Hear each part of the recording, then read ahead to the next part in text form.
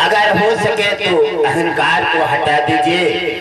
अहंकार तुम्हारा भक्ति मार्ग और ज्ञान का स्रोत आगे नहीं बढ़ने देता है कि अहंकार आपको बार बार आपके मस्तक पर टंकार दे रहा है। अहंकार को हटा करके और गुरुजनों की बात को नतमस्तक होकर के और आप अपना सुधार कर लीजिए। ये आंधी के आम हैं। ये सत्संग अब 2 दिन का बचा है। ये सत्संग समागम समय से आता है और समय से चला जाता है। जैसे बचपन चला गया वो दोबारा नहीं मिलेगा, जैसे जवानी चली गई वो दोबारा नहीं मिलेगी। हमेशा जब बुढ़ापा मस्तक पर बैठ करके जब फटका मारेगा और तुम परे परे चारपाई पे आंसू बहाओगे, रोगे और बुढ़ापा तुम्हारे मस्तक पर टंकार बोलेगा, उस दिन बचपन और जवानी का ध्यान आएगा कि हम कुछ कर लेते। अहंकार तुम्हें हर तरफ से बर्बाद करके तहस नहस कर देगा। ये कुछ भी शेष नहीं छोड़ेगा। अहंकार से तुम्हें बचा करके गुरुजन कुछ बनाना चाहते हैं। आज सब हमारा है और हमारा क्षेत्र है, हमारा परिवार है, हमारा देश है। हम चाहते हैं कि कुछ ले लीजिए। अहंकार हटा दीजिए, मेरे तेरे को खत्म कर दीजिए और एकता के साथ मिलकर के संगठन के साथ अगर कुछ लेना है मानव जीवन में तो धरोहर में उतार लीजिए, वरना अहंकार का गिलास भरा रह जाएगा और अहंकार का गिलास जीवन में बतन कर देगा, कुछ भी नहीं मिलेगा।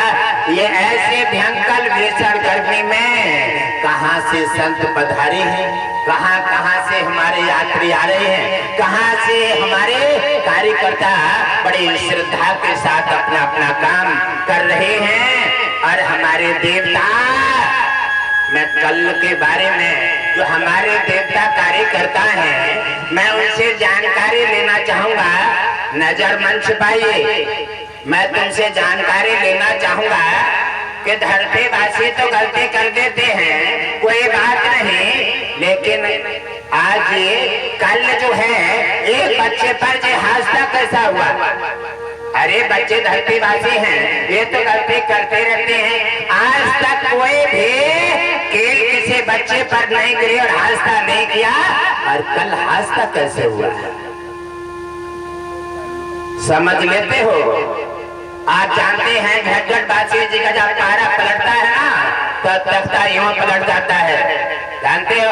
आज पुटरे गड़ा खड़े हो, तुम्हारी हिम्मत कैसे पड़ गई?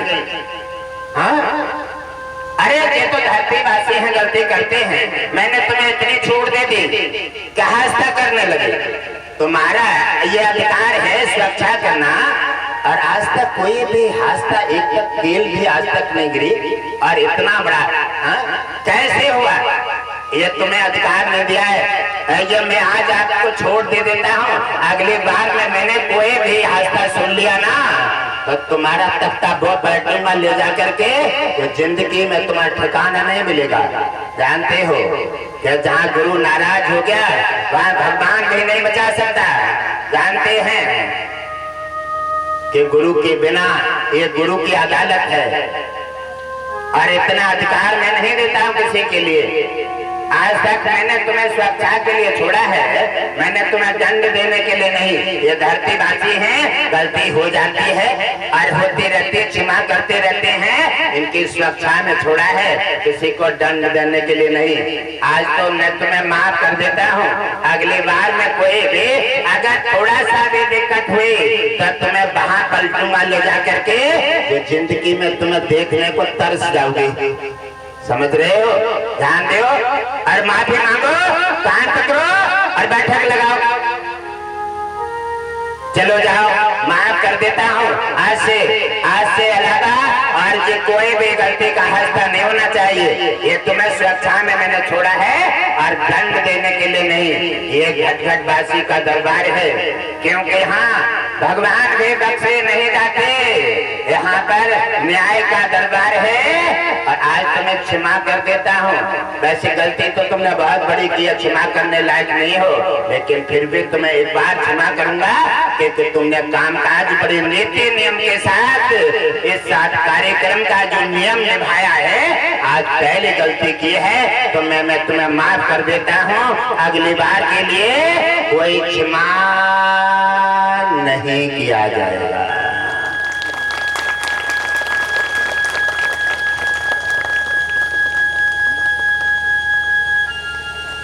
हे मेरे प्रिय परिवारजनों, अगर हो सके तो अहंकार को हटा दीजिए।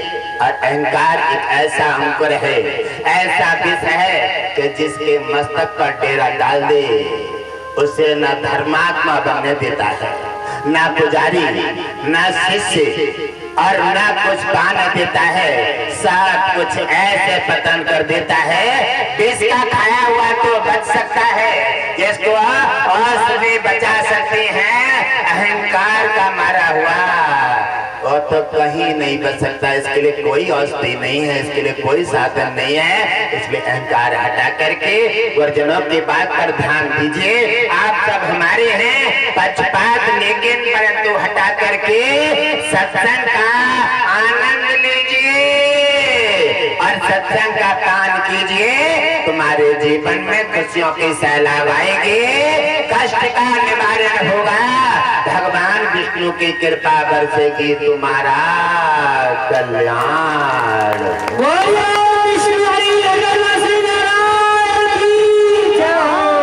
मेरे प्रिय परिवारजनों, आप अपना अपना आसन ग्रहण करें।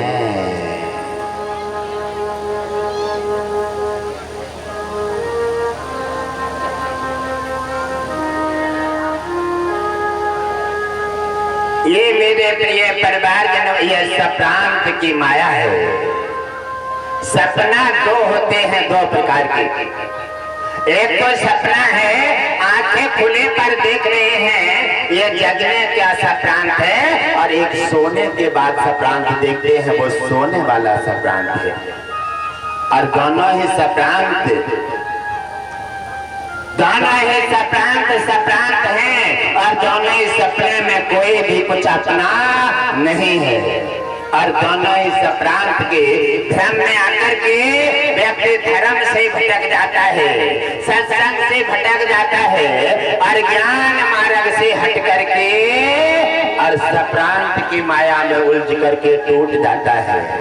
व्यक्ति के मस्तक पर अहंकार का डेरा आता है कि ये मैंने किया है, ये मैंने किया है, आप कुछ ही नहीं। अरे आपने क्या देखा है, क्या सुना है? आप भागवत सुनते हैं, सत्संग सुनते हैं, कथा में जाते हैं और सत्संग सुनते हैं, और बार बार नेट का भी आप सेवन करते हैं। आप क्या देखते हैं, क्या जानते हैं? आपने देखा है आपके एक क्षत्रिय वंश में ऐसे ऐसे महान राजा हुए हैं। क्षत्रिय वंश में ऐसे ऐसे महान राजा हुए हैं जिन्होंने सर्वस्व अर्पण करके और राजा से भिखारी वेश धारण करके और जंगलों में जाकर के आज उन्होंने अपने नाम को यहाँ पर लगा दिया है कि सर्वस्व पा करके भगवान विष्णु को भी अपने वंश में ला करके और इतिहास में नाम अपना रोशन कर दिया है। ये नाम रोशन करने के लिए दो तीन पैगाम हैं। नाम रोशन करने के लिए सबसे पहली बात है कि छोटे बन जाओ, छोटे बन जाओ। अरे आजकल के मुझे लगता है कि अवस्था आती है जवानी के, जगह जगह टोले लगा करके बातें करते हैं, और जब जवानी का नशा उतर जाएगा और बुढ़ापा का जब नशा आएगा, और जब बुढ़ापा जब तुम्हारे मस्तक पर बैठ के हंसेगा और तुम चारपाई पे लेटे लेटे आंसू बहा रहे होगे, बाद में तुम्हें बचपन और जवानी की बातें याद आ जाएंगी। ये सप्रांत की माया है प्यारे, इसलिए बचपन का और जवानी का नशा हटा करके बुढ़ापे के सप्रांत देखो, वरना आज जो बुढ़ापे के दौर में जो गुजर रही है और जो जिंदगी व्यतीत कर रहे हैं, उनसे जाकर के उनके पास में बैठकर देखो और उनके सपने में जीकर देखो और तुम्हें अनुभव हो जाएगा कि जवानी और बुढ़ापे का नशा जब उतर जाता है, जवानी बचपन का, तब बुढ़ापे का नशा आता है। तो कितना कठिन नशा है। इसी प्रकार जवानी, बुढ़ापा और बचपन के सारे नशा उतर जाएंगे, सप्रांत दोनों खत्म हो जाएंगे। जिस दिन यमराज की लिस्ट खुलेगी और दोनों सप्रांत हटा करके अपने सप्रांत में दाखिल करेगा, वह दिन न सोने की आंखें खुलेगा, सपना कुछ हासिल होगा और ना सोने के बाद का सपना कोई हासिल होगा। इसी प्रकार कुछ भी शेष नहीं बचेगा।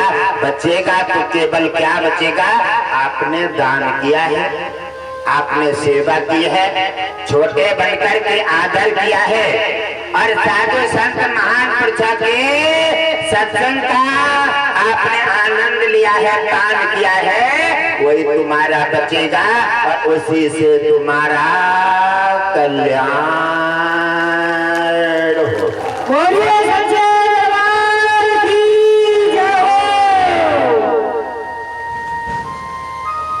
आपके क्षत्रिय वंश में आते हैं, एक नाम आता है राजा रघु।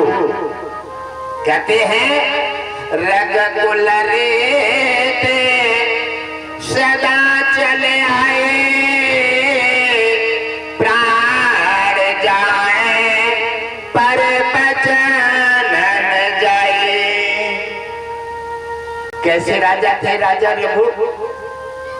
क्या बात है।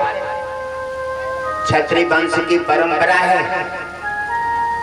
जो कह दिया, आहा, साधु संत अगर कहने से मिल जाता था, नजर पड़ जाते थे और साधु संत के लिए सेवा में पलक भी बिछा देते थे और अपना एक पैर से खड़े होकर के उनकी छाया करते थे और उनको आशीर्वाद दे करके उनका कल्याण कर देते थे। आज क्या करते हैं? हजार बार कहेंगे और इतना करेंगे।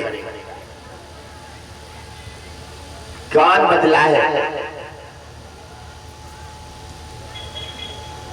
ना चंद्रमा बदला, न सूरज और न पृथ्वी बदली, न आकाश बदले, तो आप बदले और बदलने में क्या मिला है और क्या गया है, ये राजा रघु से सीखो। राजा रघु धर्मात्मा राजा थे और राजा रघु के 101 रानियां थी।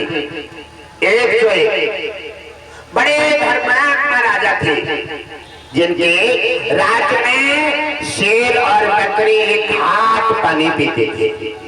कोई भी अगर भूखा जाए और साधु संत ब्राह्मण देख लिया तो राजा मन से उतर करके पैर धोते थे, पंचामृत लेते थे और उनका पूरा मंच पे बैठ करके स्वागत सत्कार करके उनको हर तरह से उनकी इच्छा पूर्ति करके उनका आशीर्वाद प्राप्त कर देते थे।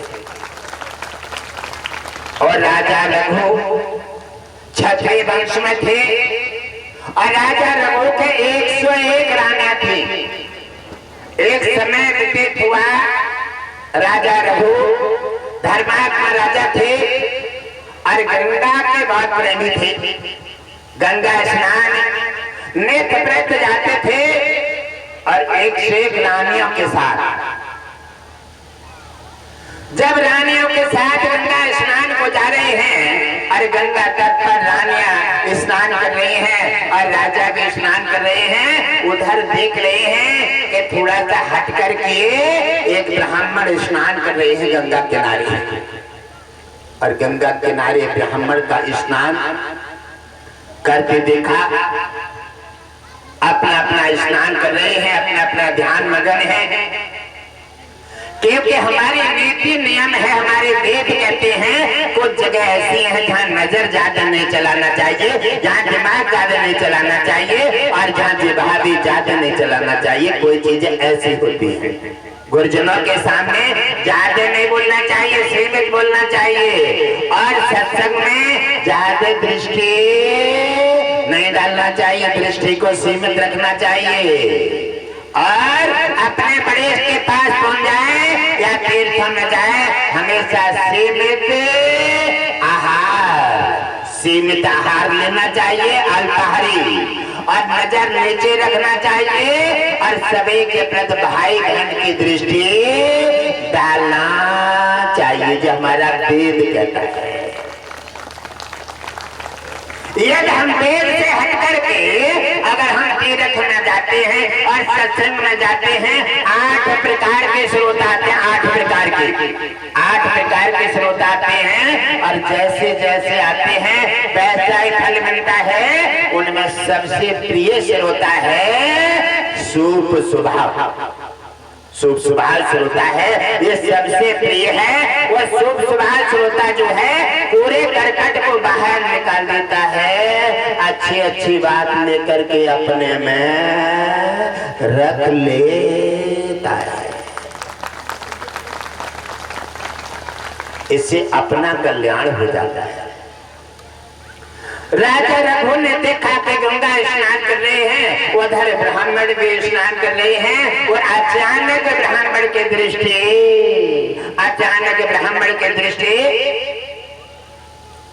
राजा रघु की ओर पड़ जाती है। और राजा रघु की ओर पड़ते ही ब्राह्मण का मत बदल गया। और ब्राह्मण कहने लगे, राजा रघु की 101 रानियां हैं, अगर एक रानी इसमें से हमें अगर मिल जाती, इनके पास तो कोई कमी नहीं है, मन है, आंखें ज्यादा चलाओगे मन भटक जाएगा, आंखें चलाओगे मन भटक जाएगा। दोष किन किन का होता है शरीर में? दोष कई चीजों को होता है, लेकिन सबसे बड़ा दोष होता है आंखों का। आंखों से जब देखोगे तब तुम्हारा मन वहां पहुंचेगा। और अगर आंखें तुम्हारी नहीं चलेगी इधर उधर, तो आप आंखों से नहीं देखोगे तो मन नहीं पहुंचेगा। एक सज्जन चले जा रहे थे बाग में, और रास्ता से निकले हुए बाग में एक पेड़ पर एक पका हुआ आम लगा है, और आम के बहुत प्रेमी थे। और देखा उन्होंने पका आम देख करके पकड़ आ जाते थे। आम देखा, फिर कुछ भी हो, उन्होंने बाइक साइकिल फेंक दी और भाग करके पेड़ पे चढ़ गए। और पेड़ पे चढ़ जाते हैं, आम को तोड़ा और नीचे उतर के आने की सबूरी नहीं हुई। भाई टहनी पे बैठ गए और दोनों हाथों से पकड़ा और खींच लिया, जो उसको अंदर शिकिला और गुठली नीचे डाल करके तब उतरे नीचे। और जब नीचे उतरते हैं, साइकिल उठाते जा रहे हैं, और तब तक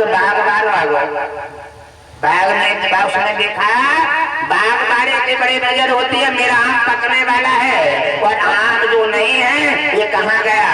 एकदम नजर डालते हैं कि आम नहीं है, हमें लगता है कि आम इसी ने खा लिया, ये जीभ को चाटता हुआ जा रहा है।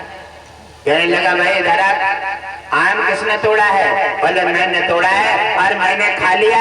उठाया वो डंडा और खींच के दिए उनके पीठ में, और पीठ में डंडा लगता है और रोने लगे, और रो करके गिर जाते हैं। आगे बढ़ते हैं, पेड़ के नीचे बैठ जाते हैं। कहने लगे, इसने मुझे क्यों मारा? और उन्होंने कहा, मारा इसलिए, कहने लगा ये पीठ का तो कोई दोष नहीं है, आप लोग लिखते हैं कि इनका कोई दोष नहीं, इन्हें दंड क्यों मिला? अरे एक के साथ में एक चले जाते हैं, और कई के गोले सूखे के साथ में गीले भी जल जाते हैं। उन्होंने देखा और उनसे पूछा कि आपने पीठ में डंडा क्यों मारा? तो उन्होंने पूछा कि देखिए, सबसे बड़ा दोष किनका है? आंखों का। आम किसने देखा? आंखों ने। आम किसने देखा? आंखों ने। अरे आंखें आम को तोड़ नहीं पाई, क्योंकि तोड़ने का आम के पास कोई व्यवस्था नहीं, आंखों के पास। आंखों ने आम देखा और मन के लिए आकर किया, और मन के लिए लुभाया, और मन ने हाथ पैर को आगे बढ़ाया। पैर चल के गए और हाथों से पैरों से पेड़ पे चढ़ के गए। जाकर के हाथ आम स्वाद नहीं ले सकते, हाथों का काम है तोड़ना, पैरों का काम है चलना, मन का काम है लुभाना और जिह्वा का काम है उसका आनंद लेना। आंखों ने देखा और हाथ पैरों से चल के गए, हाथ से तोड़ा और दोनों हाथों से पकड़ करके मुंह में लगा लिया। आनंद किसने लिया? जिह्वा ने। दांतों ने दावा और जिह्वा ने आनंद लिया।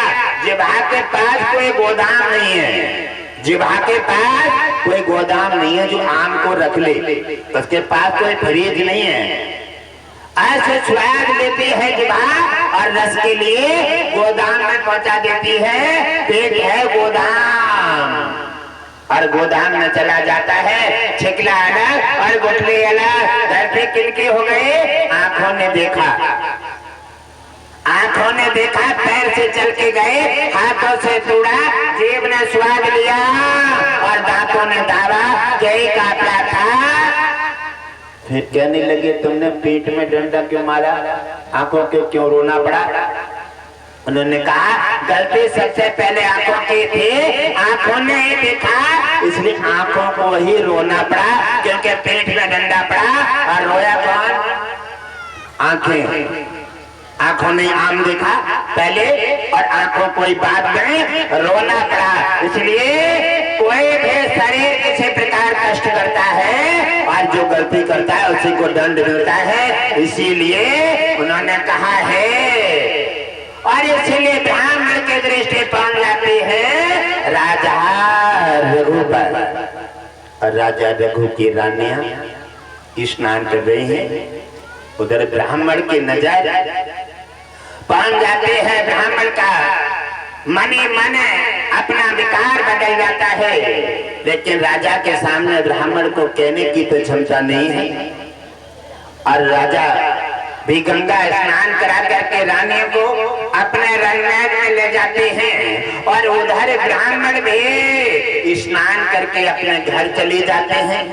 ब्राह्मण ने अपने घर जाकर के अपने मंदिर में जल चढ़ाया और अपना जलपान करना शुरू कर दिया और राजा ने रानियों को रंगमहल में पहुंचा करके अपनी कचहरी जाकर के संभाली। और उसी समय दरबार जब लगाते हैं और उन्होंने तत्काल मंत्री को बुलाया और कहा जाओ उन ब्राह्मण को बुला के लाओ। क्योंकि धर्मात्मा राजा जो होते हैं वो दूसरे के मन की बात को समझ लेते हैं। भक्तों के अंदर एक कैचिंग कैमरा तैयार हो जाता है जिसके सहारे ब्राह्मण के मन की बात राजा रघु ने समझ ली है और राजा रघु ने ब्राह्मण को दरबार में बुला लिया है।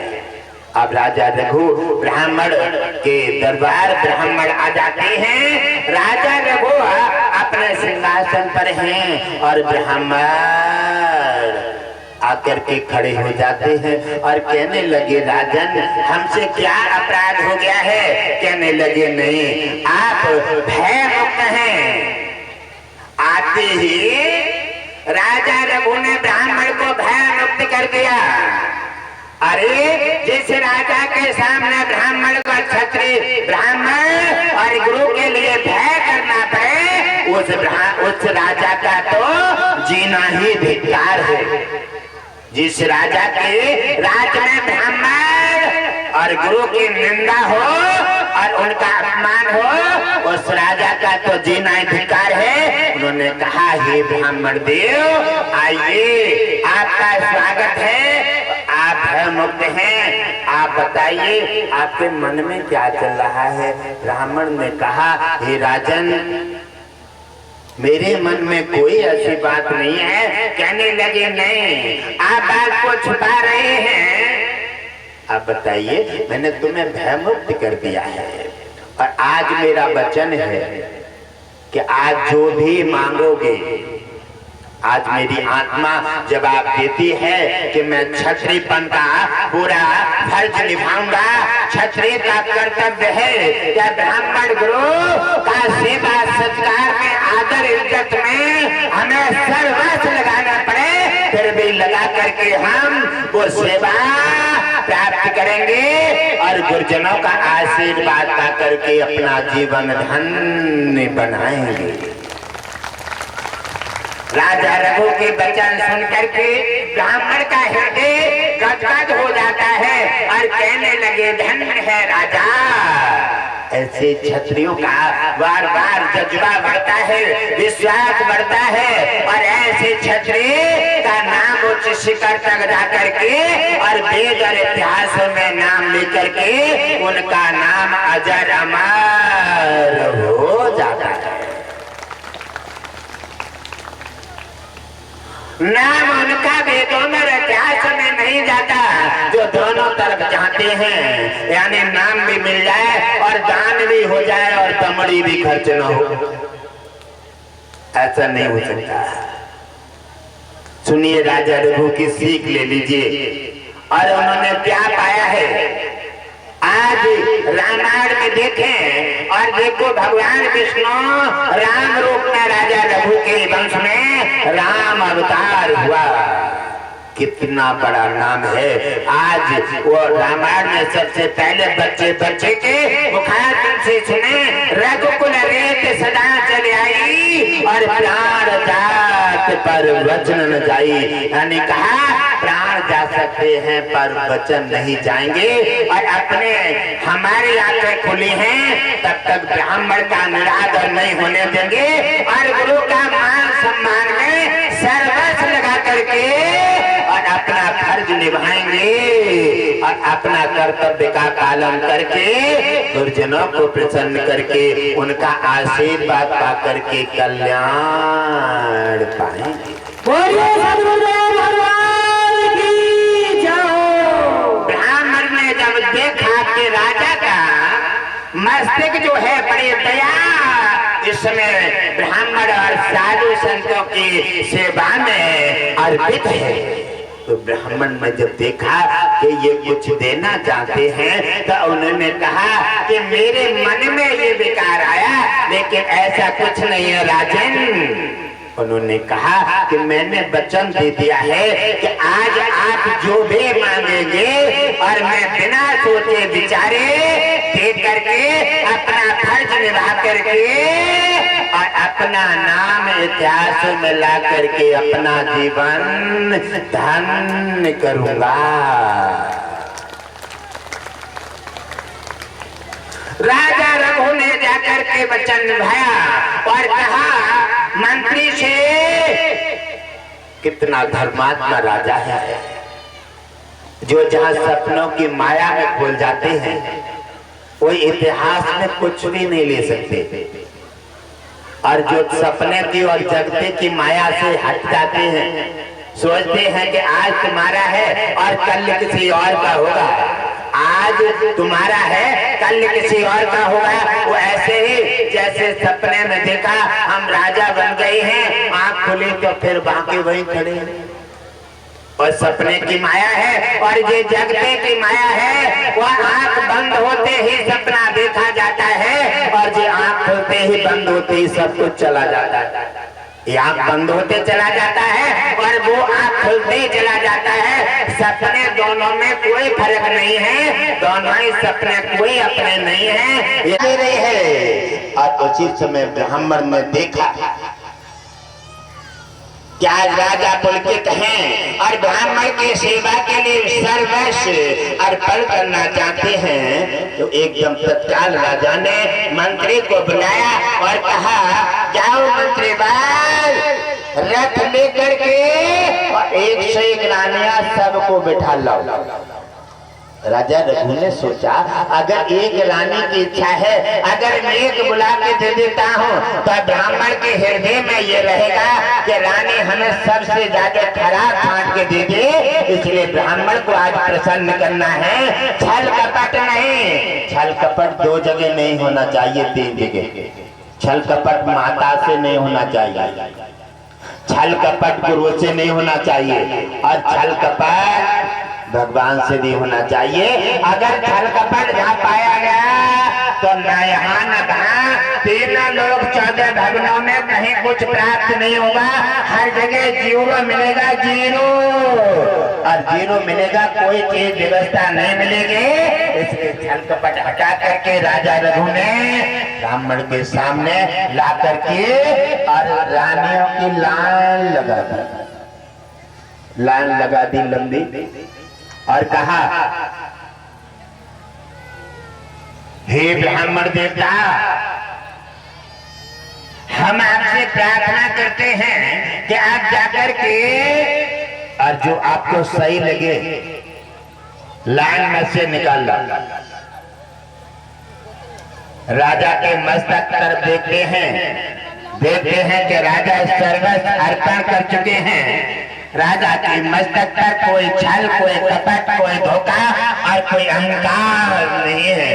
जिसका छल, कपट, धोखा, अहंकार और जिसके गुस्सा, क्रोध समाप्त हो जाता है, वहीं पर भक्ति, ज्ञान, वैराग्य और गुरु कृपा निवास ले लेती है। गुरुदेव भगवान की जय। इसी प्रकार राजा रघु ने संकल्प बुलवाया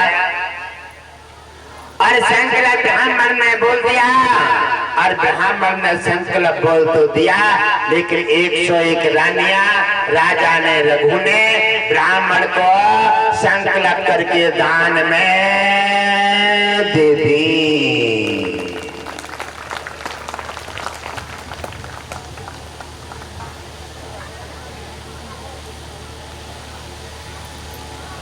जब राजा रघु ने 101 रानियां दान करके ब्राह्मण को दे देते हैं, राजा रघु का हृदय विशाल हो गया है। उनकी आत्मा कह रही है, हे राजा रघु, आपने वो किया है जो आज तक कोई न कर पाया है, न करेगा।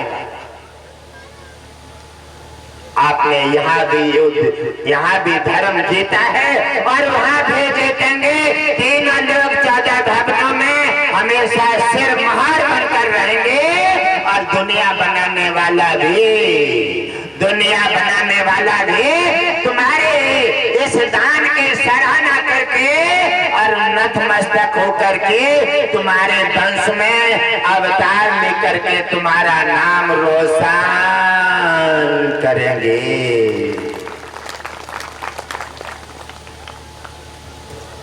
राजा रघु ने 101 रानियां ब्राह्मण को दान में तो दे दी, और ब्राह्मण से मंत्री से कहा, जाओ मंत्री, रथ में बिठा करके रानियों को बड़े आदर और सम्मान के साथ ब्राह्मण की मकान तक पहुंचा दो। क्या कमाल है, ऐसा लग रहा है जैसे बादल और धरती दोनों मिल गए हों। ऐसा लग रहा है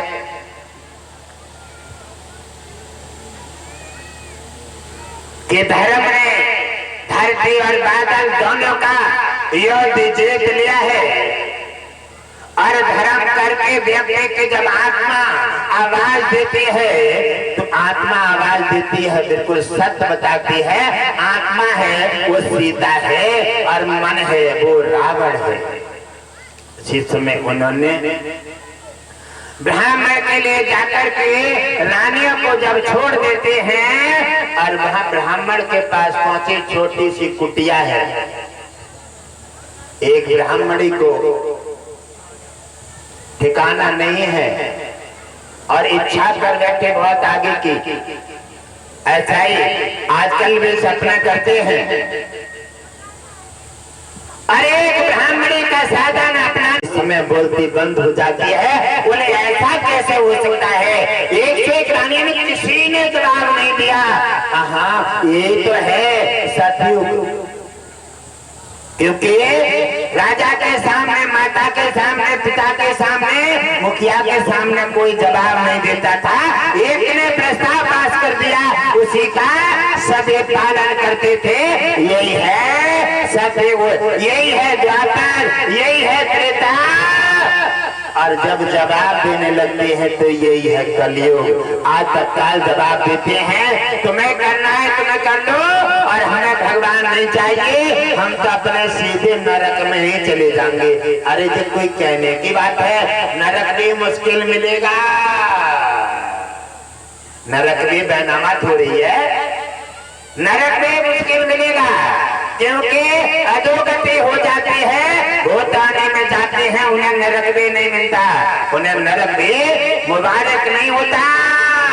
नरक भी किस्मत से मिलता है, पुण्य से मिलता है। इसलिए मेरे प्यारे परिवारजनों, ये मानव जीवन बड़ा कीमती जीवन है। इस मानव जीवन को पा करके राजा रघुधन्य हो गए, और बार बार आत्मा को सन करते हैं कि 101 रानियां एक राजा के कहने से ब्राह्मण के पास कैसे चली जाती हैं, ये कोई सत्युग से। और ये बताइए, ये तो भगवान विष्णु के भी राज्य में ऐसा नहीं हो सकता, क्योंकि लक्ष्मी कभी कभी उत्तर दे देती थी भगवान विष्णु की बातों पर। ये तो भगवान विष्णु से भी, लक्ष्मी से भी आगे निकल गई। राजा रघु के पत्नियों ने वो पत्नी धर्म में वो उनका सत्य जीता है, पति की आज्ञा का पालन करके जो उन्होंने अपना गर्व और सनातन का मान बढ़ाया है। ये इतिहास और वेद कहता है, ऐसे नारी के ही नाम से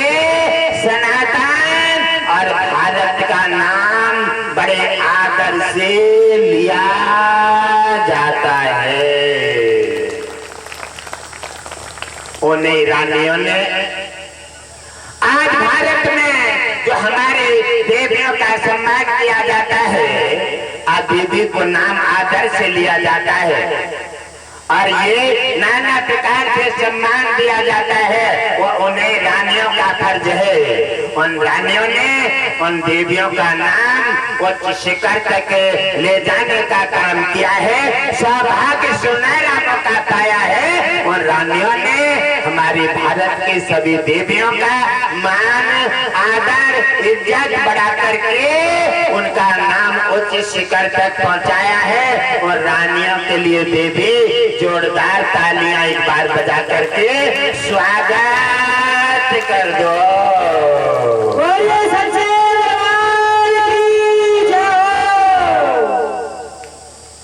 उसी समय ब्राह्मण जब जाकर देखते हैं शाम हमें जा रही है,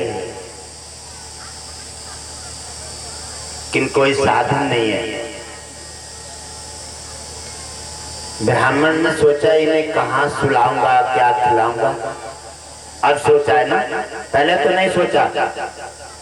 पहले हम क्या है कितना है, पहले तो मोह माया के चक्कर फंस गए, सपने की माया में आ गए। सपने की माया ऐसे ही दिखाती है, सपना दोनों ही अपने नहीं है, और सपने की माया में उलझ करके जो अपने धुआं की जेठ भर लेते हैं वो ऐसे ही रोते हैं। इसलिए सोच विचार कर काम करना चाहिए। दोनों के प्रांत के दोनों ही माया है, दोनों को विचार करो, उसके बाद आगे कदम बढ़ाओ। और कहने लगे ब्राह्मण बैठे बैठे चिंता जनित हैं, और उन्हीं में से एक रानी आती हैं। कहने लगी ब्राह्मण देवता क्या बात है, आप कैसे उदास रहते हैं। तो कहने लगे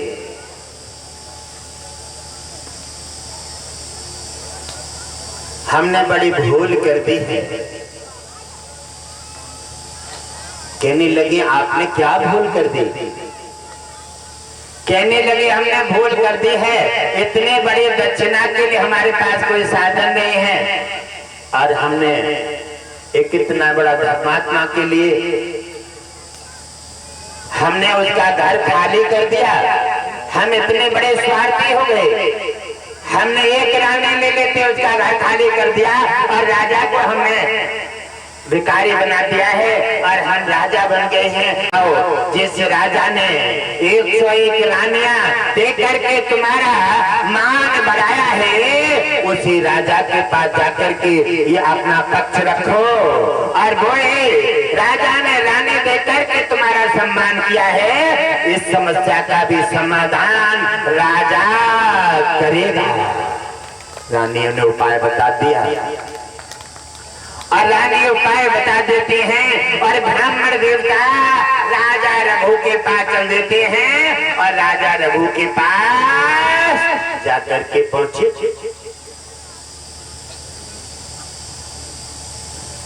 राजा रघु ने देखा कि ब्राह्मण पधारे हैं और सिंहासन से नीचे आ गए और सिंहासन पे बिठा लिया, पैर धोए, पंचामृत लिया, आरती उतारी। भगवान विष्णु क्षीर सागर में भी ऐसे राजा की सराहना करते हैं जो साधु संत ब्राह्मण गुरुजनों का आदर इज्जत कर देता है। वह का भगवान विष्णु क्षीर सागर से स्वागत करके उसका मान बढ़ा देता है। कहते हैं कि ब्राह्मण और गुरु का जो द्रोही है, ब्राह्मण गुरु का जो निरादर करता है, जो हंसी और अपमान करता है और उनकी निंदा करके अपना मान बढ़ाना चाहता है, लक्ष्मी कह देती हैं मैं उसे निर्धन बना करके और कंगाल बना करके तबाह करने का काम करती हूँ। जो ब्राह्मण की निंदा और गुरु की निंदा करता है, मैं उनके घर कभी भी न गई हूँ और न कभी जाऊंगी। और जो भगवान विष्णु कहते हैं संत ब्राह्मण गुरुजनों की निंदा करके और जो बड़ा बनना चाहता है उसे 3 लोक 14 भवनों में तबाह करके और ऐसा रोगी बना देता हूँ जिसे कोई भी उसका वैद्य भी उसका रोग का निवारण नहीं कर सके और ऐसे भटकेगा जैसे 3 लोक 14 भवनों में उसका कोई साधन नहीं है। भगवान विष्णु लक्ष्मी कहते हैं ब्राह्मण गुरु की निंदा करने वाला मेरे पास ना उसका कोई स्थान है और ना वो कभी सुखी रहेगा। ब्राह्मण गुरु का आदर करने वाला, आदर सम्मान करने वाला हमेशा हमारा और लक्ष्मी का दोनों का दया का पात्र बना रहेगा। लक्ष्मी नारायण स्वामी सरकार की जय। जिस ब्राह्मण और गुरु का आदर, जिस ब्राह्मण गुरु का आदर दुनिया बनाने वाला करता है, लक्ष्मी दुनिया में धन बांटती है जिसके सामने दुनिया हाथ फैलाती है और वो लक्ष्मी आकर के ब्राह्मणों के चरणों में अपना सिर लेकर के आश्रय ले लेती है। अब फिर भी नहीं समझते।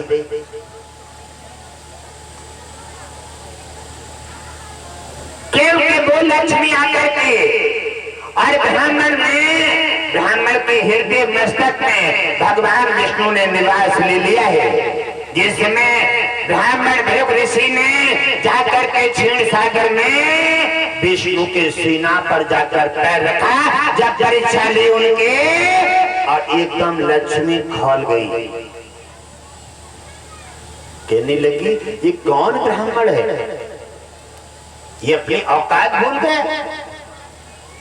अरे मेरे पति का दुनिया आदर करती है और दुनिया जाकर के जंगलों में तपस्या करके और सेवा पूजा करके इनका आशीर्वाद लेना चाहती है। और इस ब्राह्मण का साहस देखो, जैसे त्रिलोकी की दुनिया याचना करती है तब करके और उन्हें पा नहीं सकती, आज उसी भगवान विष्णु के सीना पर पैर रखकर ब्राह्मण ने इसको होका गया है। लक्ष्मी बार बार अपनी दृष्टि बनाए हुए हैं, लेकिन उसी समय ब्राह्मण का पैर भगवान विष्णु ने पैर पकड़ लिया है और दाब रहे हैं। कहने लगी हे ब्राह्मण देव, आपके मैं इस एहसान से कब तक इसका उद्धार करूंगा और मैं कितने अवतार लूंगा तब तुम्हारे इस एहसान को उतारूंगा कि तुमने ये वज्र का सीना है और कोमल पैर है।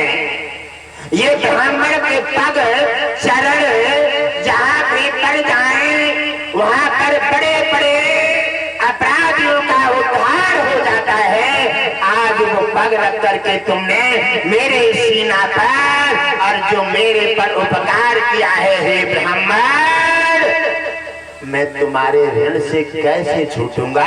और बार बार भगवान विष्णु उनके पैर दबा रहे हैं, आंसू बहा रहे हैं और उनके पैर दबा करके और बार बार ब्राह्मण को संबोधित कर रहे हैं।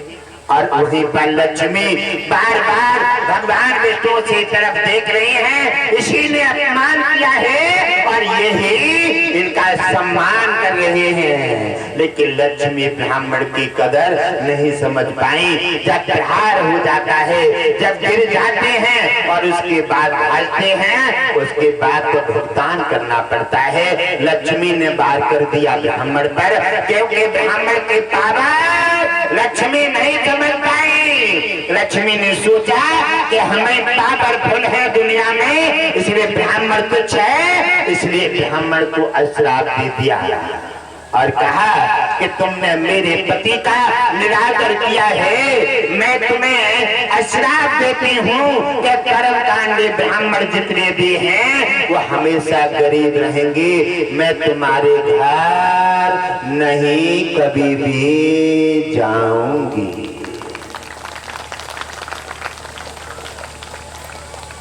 लक्ष्मी ने श्राप दे दिया ब्राह्मण को और वो श्राप आकर के ब्राह्मण पर कोई फर्क नहीं है।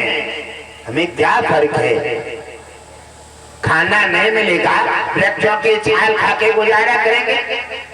अरे आवश्यकता तो है गृहस्थों के लिए लक्ष्मी की, और वो आरती घुमाए पूजा करें, हमें क्या आवश्यकता है तुम्हारी।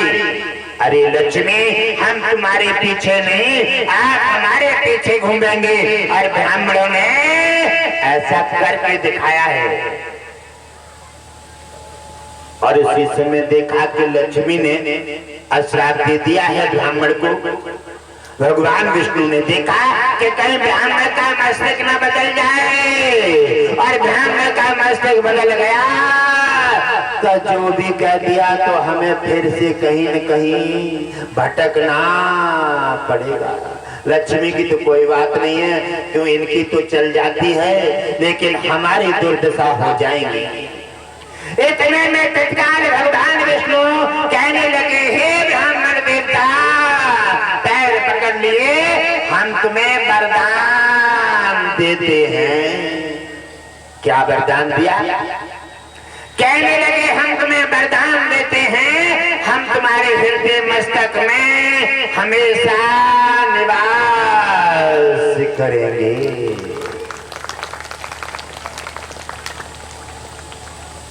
पत्नी का जोड़ा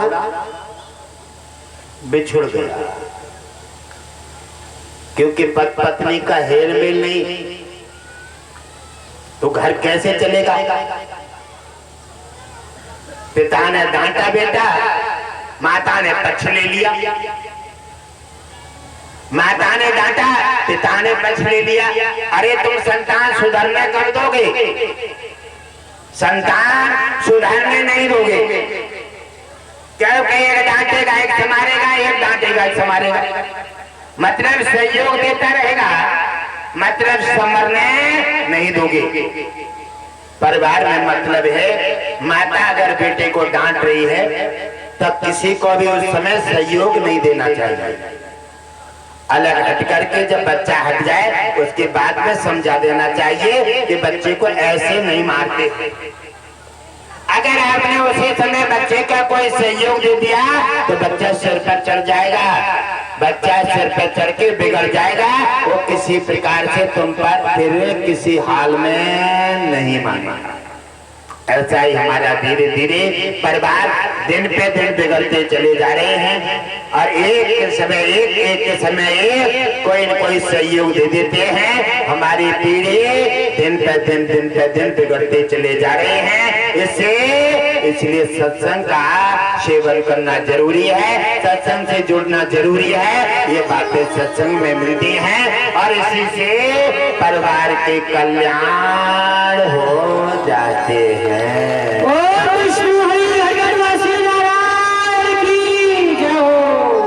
इसीलिए मेरे प्रिय परिवारजनों, उसी समय उन्होंने जाकर के देखा कि सारी व्यवस्थाएं परिवार से जुड़ती चली जाती हैं और बिगड़ते चले जाते हैं, और परिवार जब बिगड़ जाता है तो बच्चे का क्या? माता पिता की धरोहर है संतान, और जिसके पास संतान है आज्ञाकारी नहीं है। प्रथम सुख निरोगी काया, दूजा सुख संतान आज्ञाकारी, और तीजा सुख सुशीला नारी। प्रथम सुख निरोगी काया, शरीर में कोई कष्ट ना हो, एक छदान तुम्हारे पास नहीं है, आप सबसे बड़े धनवान हैं। प्रथम सुख निरोगी काया, दूजा सुख संतान आज्ञाकारी। कहा बेटा आज्ञा का पालन किया, वो घर स्वर्ग है। इस समय भी कलयुग में भी वहां कलयुग नहीं है, और जहाँ हर बात हर व्यक्ति लौट देता है वहाँ पूरा कलयुग निवास कर रहा है। वहाँ सत्यता धर्म का कोई भी, चाहे वहाँ पूजा हो रही है और चाहे कुछ भी है, वहाँ कोई भी धर्म का लेश मात्र भी स्थान नहीं है। मन से उतर करके आगे बढ़ते हैं। ब्राह्मण पहुंच गए गन्ना के खेत में, जैसे देवियां पहुंच जाती है कपड़ा की दुकान पर, और कपड़ा की दुकान पर पहुंच गई। दुकानदार ने जब साड़ी बेसाड़ी निकाल कर फेंकता है तो इससे बड़ी और अच्छी और निकालो और अच्छी निकालो, यानी ऐसे करके ब्राह्मण कपड़े की दुकान गन्ना के खेत में पहुंच गए हैं। इसलिए एक को देखते हैं दूसरी और ज्यादा सुंदर है, तीसरी को देखते पूरी लाइन पार कर गए, और एक उन्हें रानी छाट कर नहीं ला पाई। उसी समय राजा रघु ने कहा, हे ब्राह्मणे, क्या लगता है कि आपकी दृष्टि सभी पर पहुंच गई है, सभी पर पहुंच गई है। और कहा, हे ब्राह्मण देवता, मैंने कहा है ना, मैंने कहा है कि आज सर्वस्व मुझे अर्पण करना पड़े, आज तुम्हें प्रसन्न करके मानूंगा। और मुझे लगता है ब्राह्मण देवता, आज तीनों लोक 14 भवन और भगवान विष्णु आपके अंदर ही मौजूद हैं।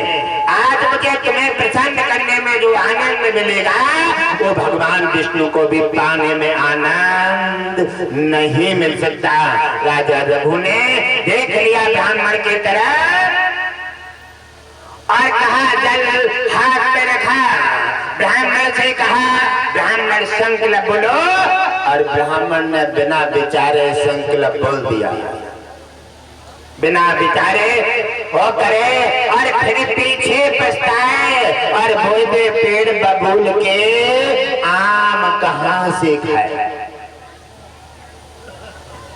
और गलती करने के बाद जब कहीं किसी में मार देते हैं, जब जेल चले जाते हैं, फंस जाते हैं, अपराध हो जाता है और सिर पर डेरा बन जाता है, और तब एहसास होता है कि हमें ऐसा नहीं करना चाहिए।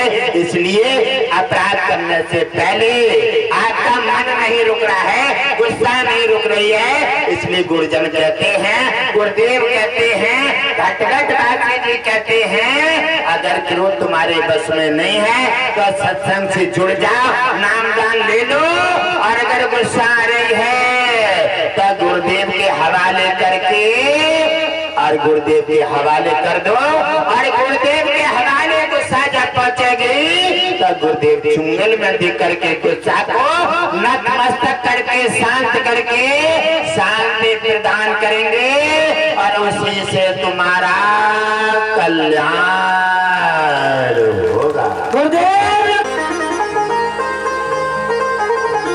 लक्ष्मी ने उसी समय जाकर के ब्राह्मण को श्राप दे देती हैं, और उन्होंने ब्राह्मण को वरदान दे दिया, और वरदान दे करके उन्होंने कहा, ब्राह्मण ने सोचा कि चलो अब काम हो गया है, और पत्नी का दोनों का बिछोड़ हो गया है। जिन पत्नी ने पति के बदले ब्राह्मण को श्राप दे दिया, और जब पति पर बीती तब पति ने नहीं देखा कि हमारी पत्नी कहाँ जाएगी, एक तत्काल अपना मकसद सीधा करके और ब्राह्मण के हृदय मस्तक में निवास ले लिया। उन्होंने अपना पक्ष बचा लिया। उन्होंने कहा पत्नी जहाँ जाए वो जाने, अरे हमें अपना बचना मुश्किल है। भगवान विष्णु ने अपने को बचा करके हृदय और मस्तक में निवास ले लिया और लक्ष्मी खड़ी खड़ी रो रही है।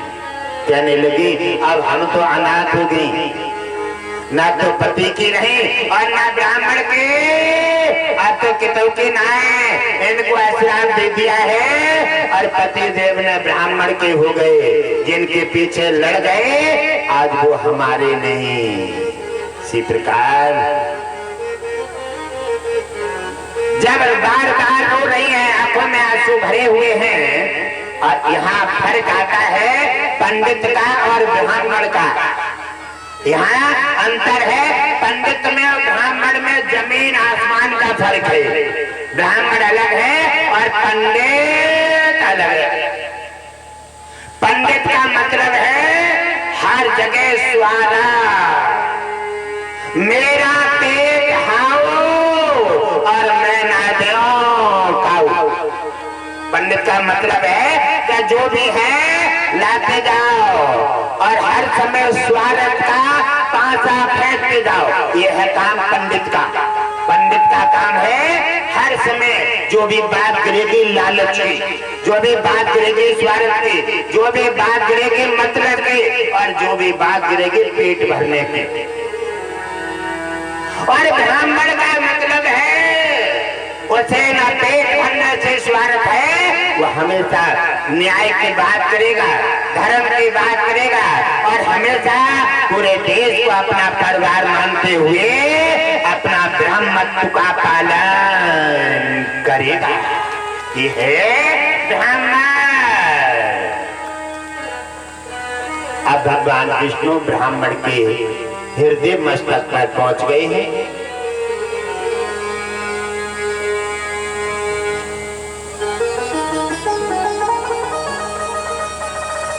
जब देखा कि लक्ष्मी रो रही है तो ब्राह्मण किसी को रोते नहीं देख सकता, ब्राह्मण किसी को छोड़ करके खाना नहीं खा सकता, ब्राह्मण किसी का घर नहीं उजाड़ सकता। और तत्काल कहने लगे, वहीं ठहर जाते हैं और कहने लगे हे लक्ष्मी आपने हमें श्राप दे दिया है, आप रोइए मत, और हमारी आत्मा कह रही है कि हम तुम्हारी सहायता करें।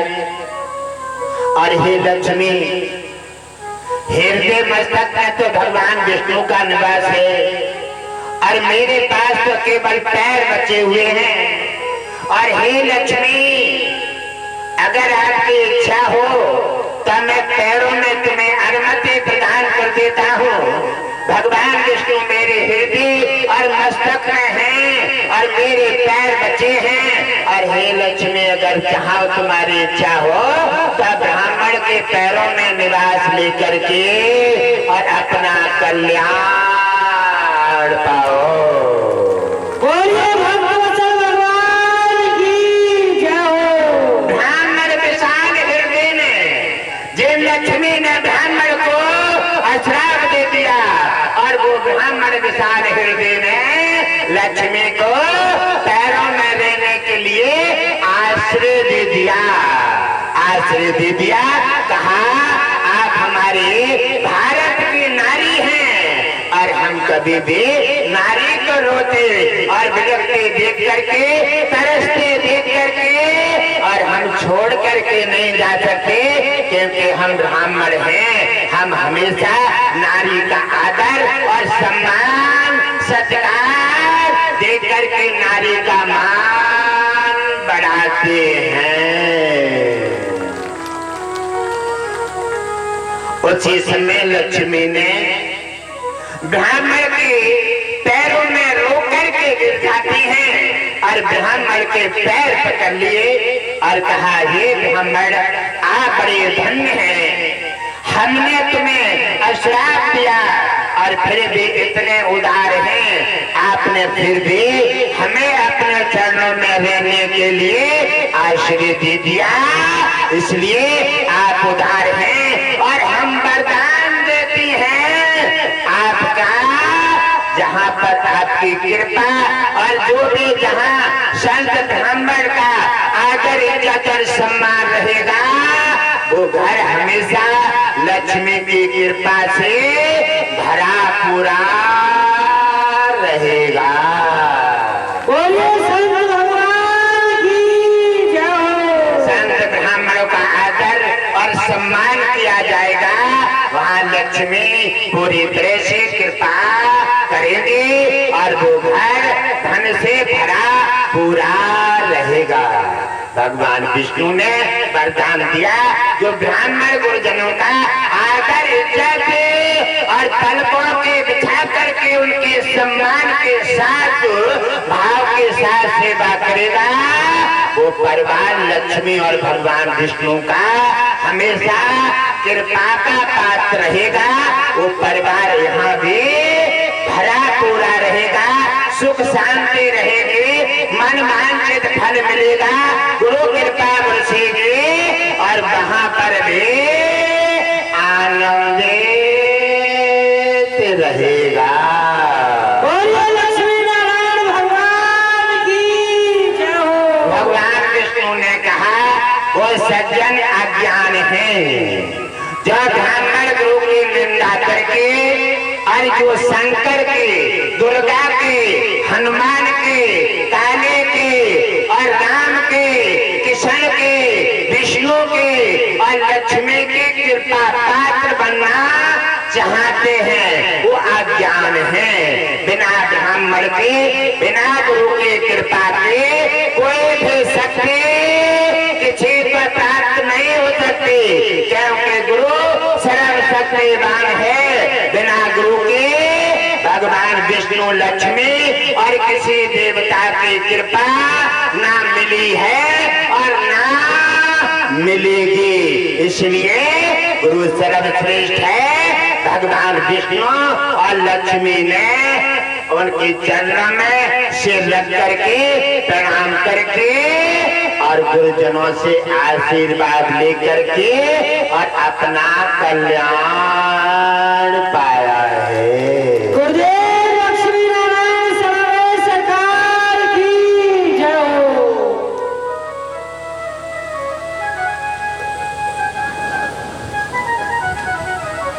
और भगवान विष्णु ने ब्राह्मण के चरणों में, हृदय में निवास लेकर के, इसलिए ब्राह्मण के पैर धोकर पंचामृत लिया जाता है। इसलिए ब्राह्मण के चरण घर पर लाने के लिए बार बार आराधना की जाती है। और ब्राह्मण गुरु जो ब्रह्म है, जो ब्राह्मण है, दयावान है और जो दानव सप्रांत की माया से परे है, उसी के हृदय मस्तक में लक्ष्मी और भगवान विष्णु हमेशा निवास करते हैं। उनके चरणों में लक्ष्मी रहते हैं। उन ब्राह्मण के हृदय का और उनके चरणों की पूजा करने से उन घरों में लक्ष्मी और भगवान विष्णु की कृपा धन धन से भरे पूरे रहते हैं और वो परिवार खुशहाल होकर के हरे पूरे आनंदित हो जाते। उधर इंतजार कर रहे हैं और उधर ब्राह्मण राजा रघु के पास दोबारा पहुंच गए हैं। उन्होंने मंच पर बिठाल करके आरती की है, पैर धोए हैं, पंचामृत लिया है और कहा है, हे मेरे अतिथि ब्राह्मण, कहो हम तुम्हारी क्या सहायता कर सकते हैं। आजकल क्या होता है, एक बार अगर कोई ब्राह्मण ले गए कुछ खाने के लिए और दूसरे दिन आ गए, दरवाजा बंद कर ले, जिनको तो रोज को मांगने को काम है।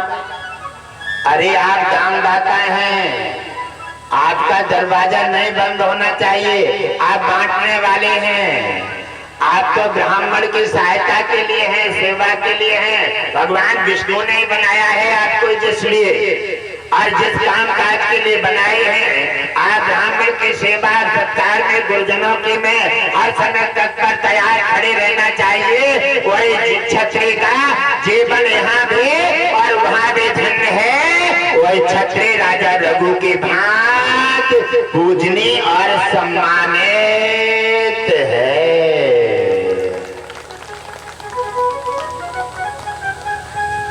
ब्राह्मण कहने लगे, हे राजन, मुझसे गलती हो गई।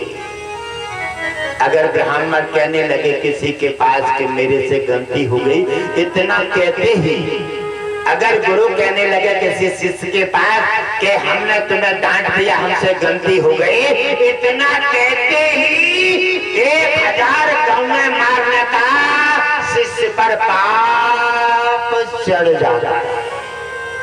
इतना कहती, यानी शिष्य ने तो कुछ नहीं कहा है।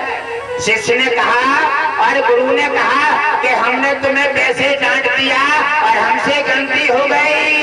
इतना कहते ही 1000 गौएं मारने का पाप शिष्य के सिर पर धारण हो जाता है। अब समझ लो कहां तक बचोगे। हाथ मुझे में कितनी बार कहना पड़ती है, हे मेरे परिवारजनों, बार बार एक बार शिष्य के सत्संग में और गुरुजनों के समर के रखो। आप मन मंदिर का पिटारा खोल के रखो, जिसमें सही तरह से इन बातों को सजाओ। यह है श्रोता और वक्ता, श्रोता और वक्ता। वक्ता के मुखार से बात जाती है और श्रोता के सीधे घट में सीधे चली जाती है। अरे अपराध में क्यों डालते हैं? आपको सेवक को आज्ञा कीजिए। राजा कह रहे हैं कि सेवक को आदेश दीजिए और सेवक आदेश की प्रतीक्षा कर रहा है। ब्राह्मण फिर से पुलकित हो गए और कहने लगे, आप अपना दिया हुआ संकल्प वापिस ले लीजिए। राजा रघु ने रोकर के पैर पकड़ लिए। एक तो आपने वो कह करके मेरे पर अपराध चढ़ा दिया है और दूसरा फिर अपराध चढ़ाना चाहते हो। अरे छत्र कह करके और दान का संकल्प करके वापिस ले ले, उसको जीने को जगह कहाँ रह गई है? क्षमा कीजिए और सेवक को आज्ञा कीजिए। सेवक क्या कर सकता है और सेवक तुम्हारी सेवा में समर्पित है। और ऐसे जब विचार सुने ब्राह्मण ने तो कहने लगे, राजन, मेरे पास कोई रानी को रखने की व्यवस्था नहीं है। एकदम राजा की आंखों में आंसू भराए और एकदम तत्काल राजा ने राजपाट उठाया और लेकर के और हाथ पर जल रखा और कहा, ब्राह्मण संकल्प बोलो। और संकल्प बोल दिया। राजा रघु ने पूरा राजपाट ब्राह्मण को दान में दे दिया। और बनी के लिए और चले गए। त्याग और तपस्या इतनी मजबूत होती है कि कुछ पाने के लिए कुछ खोना तो पड़ता है और उसको इतनी बड़ी चीज पाने के लिए बहुत कुछ खोना पड़ता है। आज धरतीवासी इतनी बड़ी चीज पाने के लिए और जो है कुछ भी खोना नहीं चाहते, इसलिए तो वो धरती पर तुम्हारे बीच में आ नहीं पा रहा है। इसलिए तो तुम्हारे पास अपना रूप लेकर के तुम्हें दर्शन नहीं दे पा रहा है, क्योंकि आपके पास वो तरफ, आपके पास वो उनकी लालसा, आपके पास वो प्रेम है ही नहीं। इसलिए मैं बार बार प्रयास करता हूँ, वो यहाँ मौजूद है, लेकिन तुम्हारा और उनका माया का पर्दा बीच में है।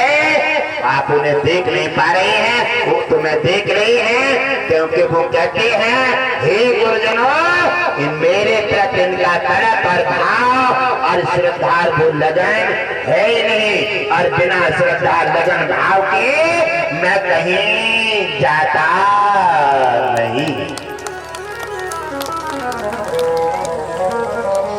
मुझको पुकारे और मैं कभी मिलता नहीं। भाव वाले भक्त का संपूर्ण मेरे पर हार। भगवान विष्णु कहते हैं, भाव से, श्रद्धा से, जो मेरे लिए समर्पित भाव से और मुझे केवल विचारों से बुला लेता है। मैं उसके सामने दर्शन दे करके और उन भक्तों ने भाव से बुलाया है। प्रहलाद ने, मीरा ने, सत्यवान सावित्री ने, ध्रुव ने, प्रहलाद ने बड़े भाव के साथ बुलाया है और भगवान विष्णु आए हैं और वो यहाँ पर भी आए हैं। लेकिन आपके प्रतिभाव, वो लगन, वो श्रद्धा और वो चीज है नहीं जो भगवान विष्णु चाहते हैं। इसलिए उन आंखें चलेंगी नहीं, हाथ उठेंगे नहीं और जीवन नैया चलेगी नहीं। इसलिए भगवान विष्णु मौजूद हैं। वो भाव और वो श्रद्धा लाइए जिससे भगवान विष्णु तुम्हारे समक्ष भक्तों के सामने आए हैं। आपके सामने भी आकर के तुम्हारे जीवन का कल्याण कर सकें।